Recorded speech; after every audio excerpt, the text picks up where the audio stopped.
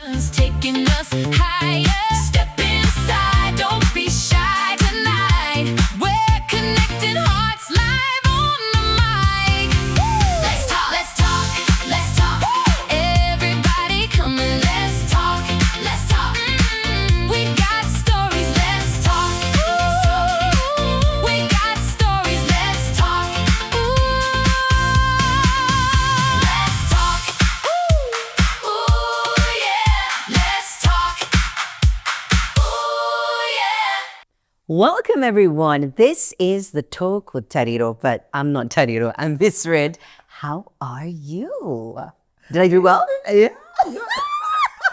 Welcome to the world of television. Oh my goodness. Do you know what? The crazy thing is I've done television, but it still scares me. It still scares you. Still absolutely scares me. And radio scares me. No, don't say that. I'm telling you. But the way it's just so sultry. I always find it funny how you are seated by yourself And you start laughing. You're talking to yourself. You start laughing. I can't do that. I mean, someone must do it though. Someone must do it. Someone has to. Yeah. And welcome to the talk with Tariro. Thank you. I honestly can't believe that the talk has been on air for years, and this is the first time you have joined us on the show. Do you know what?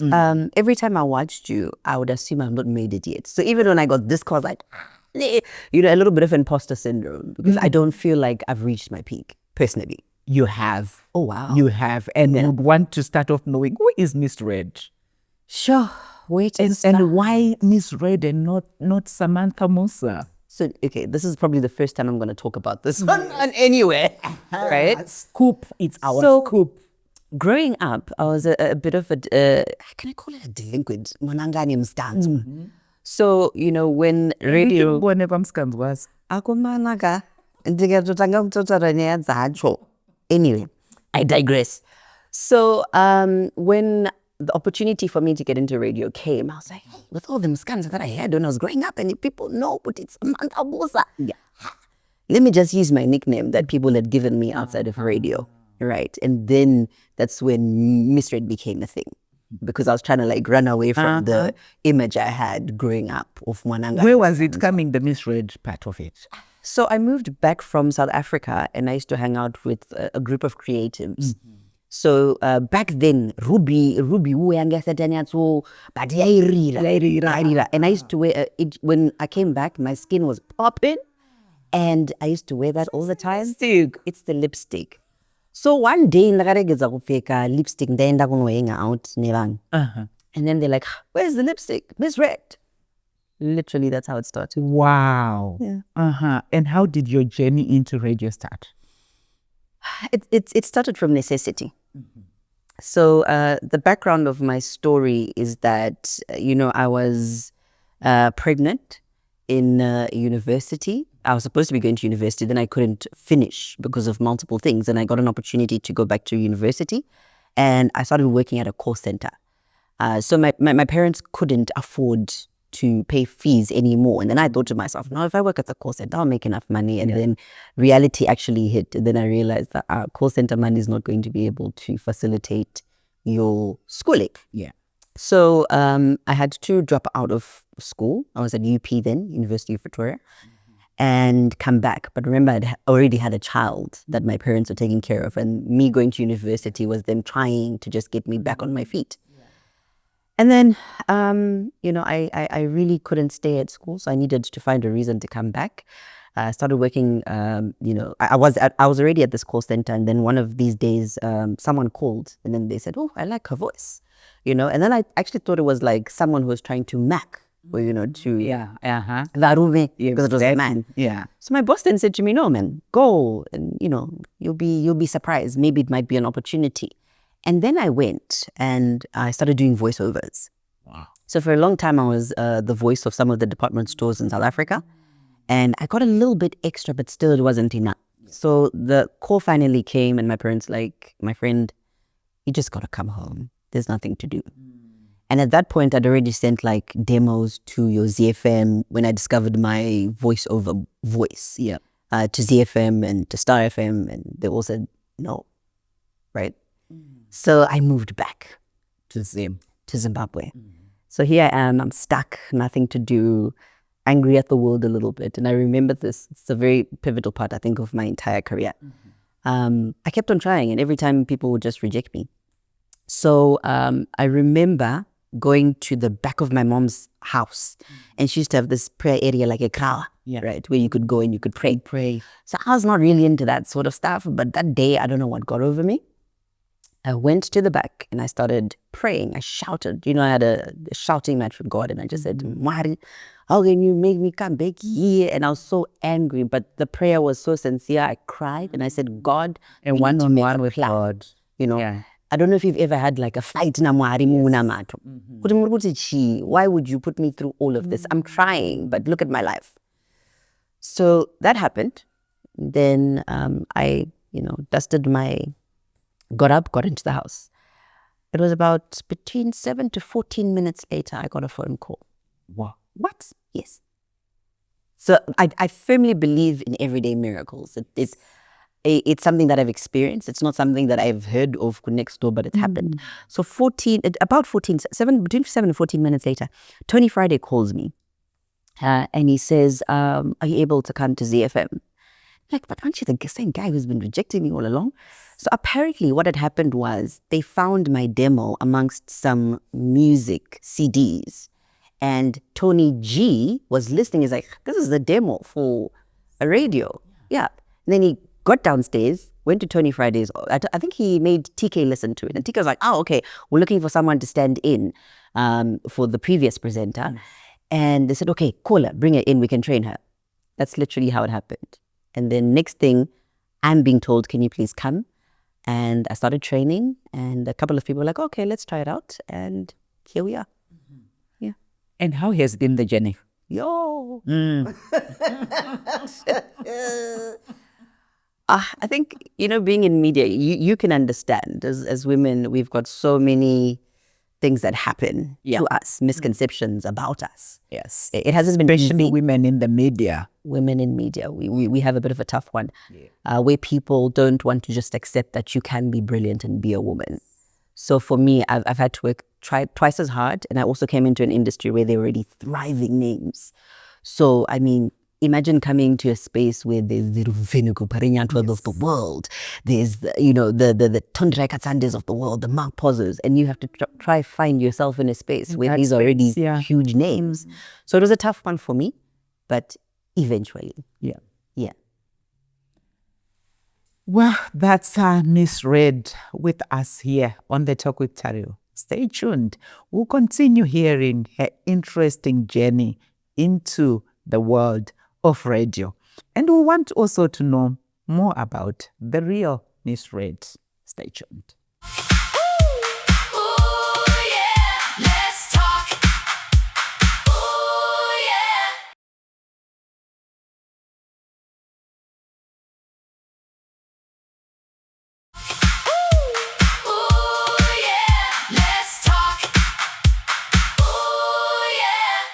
Welcome back. We continue with MisRed. We have brought radio onto television. MisRed, you were talking about how as women in the media, half the time you have to prove yourself twice or 10 times more for your male counterparts, for you actually to break and be acknowledged within the industry. Yeah, I think when I started, that was probably one of the biggest challenges because there were so many males dominating the space. But I think over time, if you look at the trajectory of where we are in media, women are now leading. So it's a very different conversation. However, there's still, the question of you having to go and prove your worth. Sometimes you find yourself in a situation where because you're a woman, people are expecting something in exchange. And you have to be firm and you have to know your boundaries, how to not get caught up in some of the things because they can easily get the better of you. You can also have a lot of people say stuff because they've seen you in proximity of certain people. And the assumption is, no, because she's here, then she must not have worked hard for this. She must have gotten it somehow. So the balance of that is always complicated. It's a complex issue that I think we don't talk enough about as women, where sometimes people will say, maybe your femininity will help you get by. But sometimes for a lot of girls, I believe that your intelligence is enough. Yeah. And looking at you, having worked for more than 10 years now within the radio industry, and at the moment, from the time that you started, when you're looking at where we are now, not just in Zim, but I think globally, media, we are facing a real threat.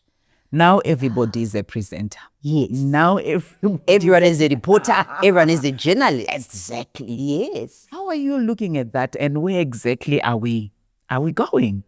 I think it's very problematic because, we don't know what's right, what's wrong. And I actually think traditional media has a bigger role to play now more than ever, because we need to sift through the information and make sure people have accurate information. However, even some of the technologies will allow people to be accurate at some point. So it just depends, right? So, I firmly believe that there still is a space for traditional media, but in terms of safeguarding the space, we need more regulation around AI, even in the technology. Because I'm not too sure where we're going. However, I know it's not going anywhere, so we need to find a middle ground as well. Are you saying AI is not going anywhere?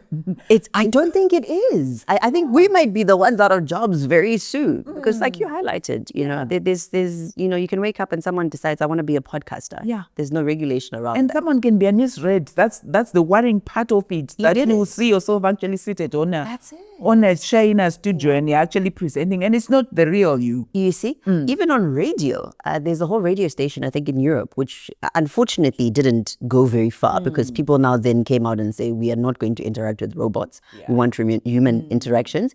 But the technology is there. Yeah. So someone could just take my voice, license it, and make it their own. Exactly. So it's a scary time, but we have to figure it out as we go. Yeah.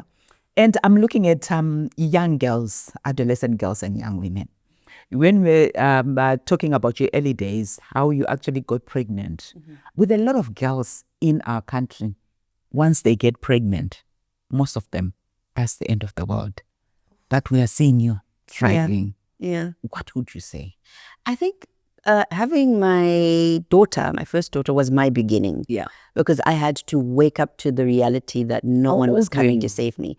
I was 21. Yeah. Yeah, so I was fairly older. Yeah. But for my parents in their head, they're like, if she's lucky to get to 18, that's that's how bad it was, Everyone was waiting and just looking at me like, this one, the best she can do is probably get married and that's it. Yeah. And yet, I managed to push to 21. I like the fact that you're saying I managed to push. But I mean, I still think even today, I look back at it and then I look at my sister who's almost 21 and I think she's too young to have kids.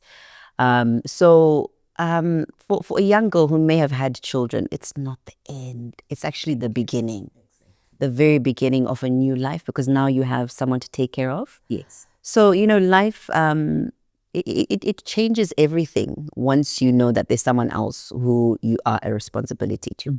Yeah. And how do you balance motherhood? I'm talking about work-life balance, but at the same time, motherhood is actually a profession on its own. Yes. Yeah. So juggling all those, as women, we do struggle. We But do. at the same time, and looking at the type of work that you do, sometimes you need to be emceeing at an event until midnight, and at home, there are other demands that are there. How do you balance? I'll tell you, most of the time, I'll probably not even see my children until the evening. So every time anyone asks me that, I have to be honest that there's no such thing as work-life balance. Yeah. There really isn't. There's certain sacrifices that have to be made at certain times, but also you just have to be cognizant to say, you know what, even though there's no balance, I'm going to try and make as much time as I can for my children. Whether it means that on a Sunday, they understand, and I'm a girl mom. So it's very easy as a girl mom to tell the girls who are now a little bit older that, guys, mom has to work and I'm the breadwinner of the entire family. So they get it. They want to go on holiday. They want their nice things and they understand that you have to work for nice things. When I can, I do pitch up for my family, but also because I've got a very strong support system. My mom, my brothers, my sister, everyone will pitch in to make sure that they have the support that they have, even their dad. Very, very supportive as well. So it's not like I am alone on that. but that's how I manage to balance in quotes. But I don't And think that handling Manda, you spoke about how scans were on, and half the time you say, but When that happens, how do you? Do you know, I can see it from afar and I'm like, okay, that's me. That's my tactic. I would have done this, but the difference is we actually have technology. Yeah. So imagine if you having children in the tech world, whereby they're not using WhatsApp to communicate with their peers. They've got these video games, and then they'll chat in those video games. So now I've had to now start thinking like them, so that I can pick up them scans ones. But it's a challenge. But I've also decided that I need to have honest conversations and just say, well, now I'm done with this. There's nothing that you can tell me. Actually, I can teach you more that you don't even know. I remember disciplining my daughter about a few weeks back over something that I had done. And I'm like, my friend, I could even tell you how to do it better. And she laughed, but then, we got over that situation and we grow through it. So that's the best that I can do. We will continue with MisRed after the break. Ooh, yeah, let's talk. Ooh, yeah.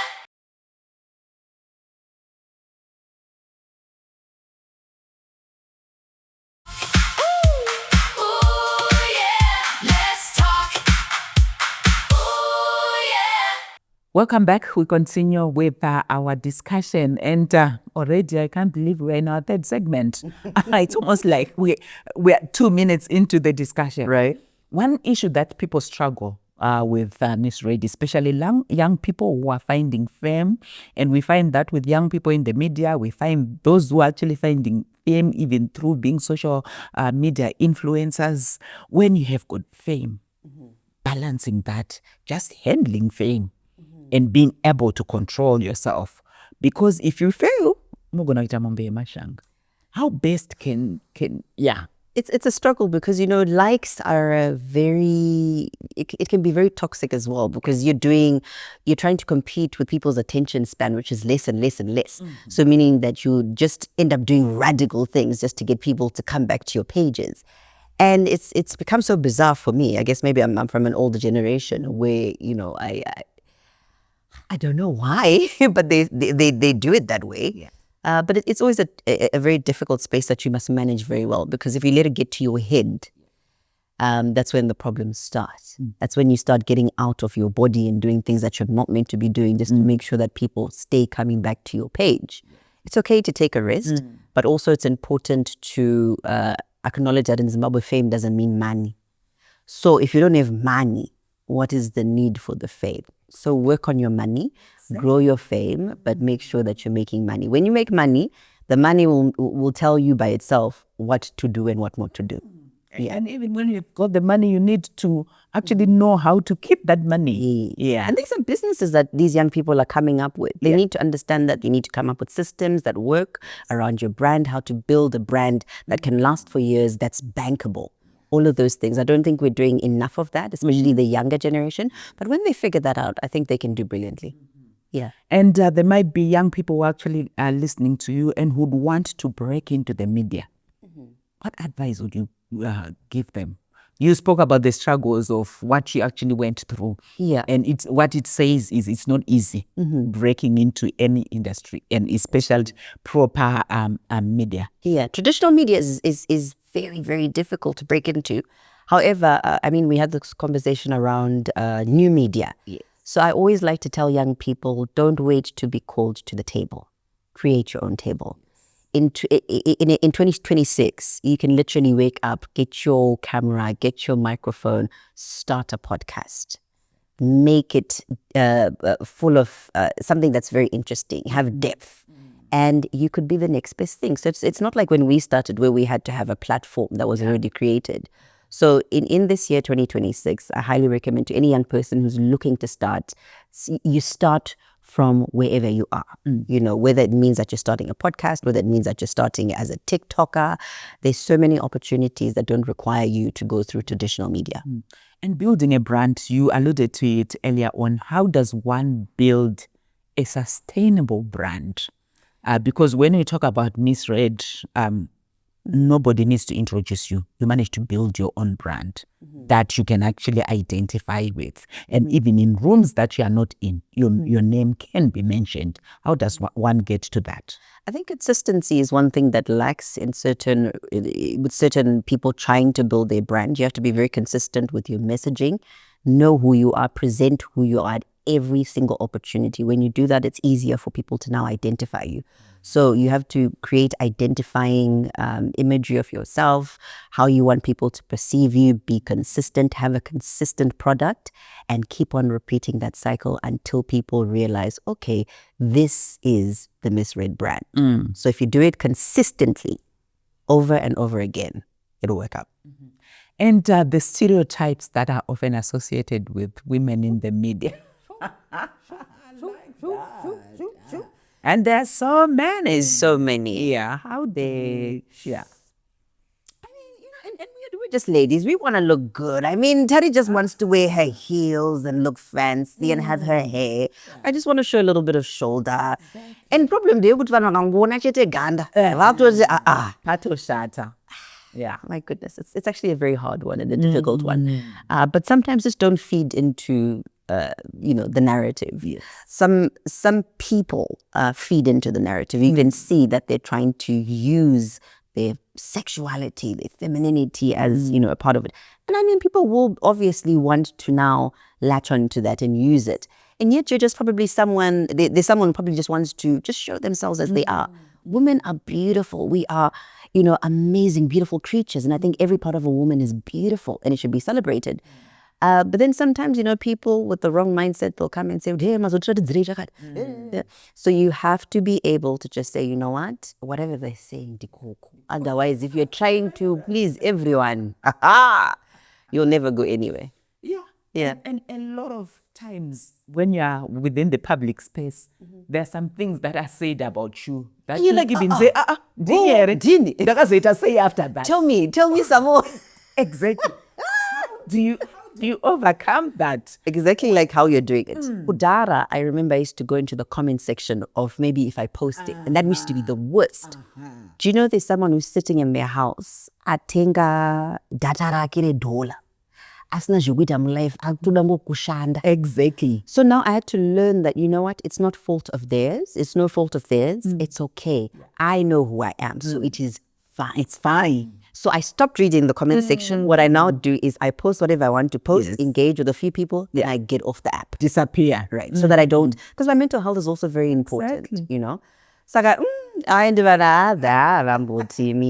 but you become tough. Yeah. You become tough. You do.